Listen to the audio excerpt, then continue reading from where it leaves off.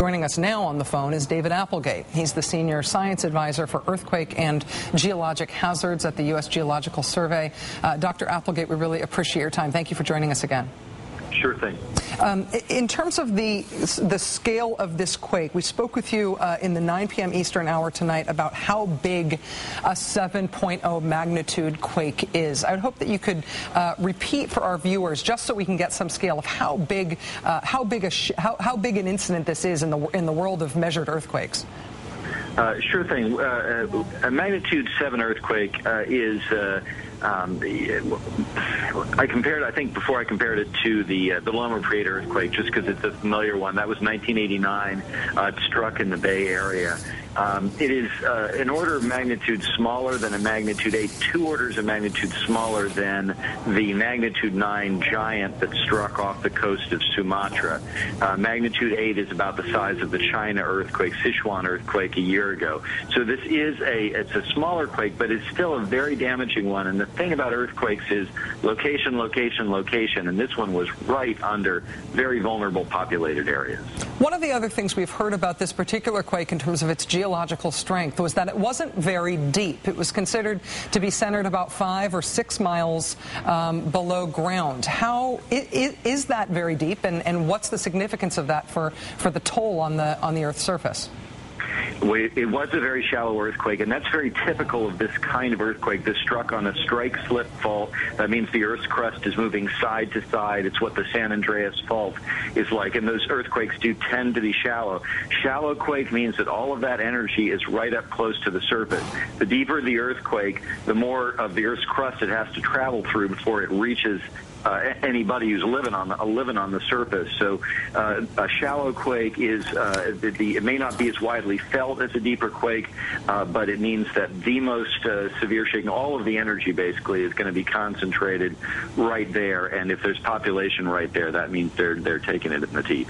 One of the initial things that we heard that gave us some sense that this was an earthquake of great magnitude that was going to have major consequences was that there was a tsunami warning associated with that. That tsunami warning has since been canceled. But what are the sort of things that you need to know about an earthquake to know whether or not it is going to cause a tsunami?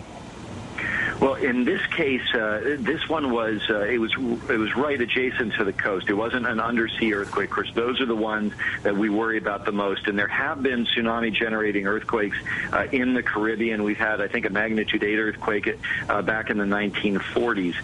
Now, this one was onshore, but because that does, you're not displacing large amounts of water, so you're not likely to generate a tsunami. However, if you're going to have that much strong shaking right against the coast, you can't have submarine landslides, so those can generate a local tsunami. So that's why NOAA, the National Oceanic and Atmospheric Administration, their Tsunami Warning Center did issue a watch initially because of that threat from submarine landslides.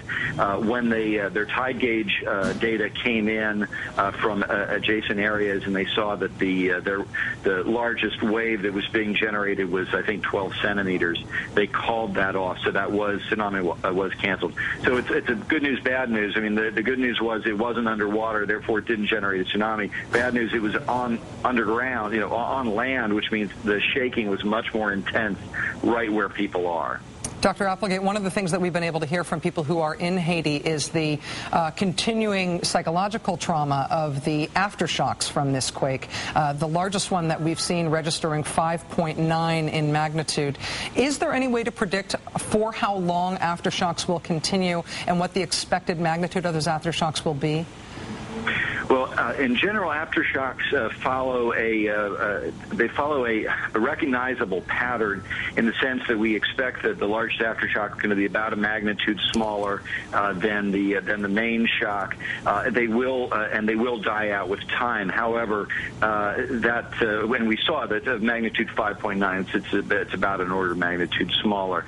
However, so the likelihood will decrease with time, but there could still be additional aftershocks damaging aftershocks in not just days, but even weeks or even months. It's one of the real challenges that earthquakes pose, particularly when you're in a situation like this with search and rescue needs. And I should say there is the small possibility that the main shock was a foreshock to something larger, so that there could be another large earthquake. But again, that's a relatively low probability. But even the aftershocks, magnitude 5, 5.5, those are going to, further damage buildings that already have been heavily weakened. David Applegate, Senior Science Advisor for Earthquake and Geologic Hazards at the U.S. Geological Survey. Again, Dr. Applegate, it's invaluable to have your expertise here. Thank you for joining us. Absolutely.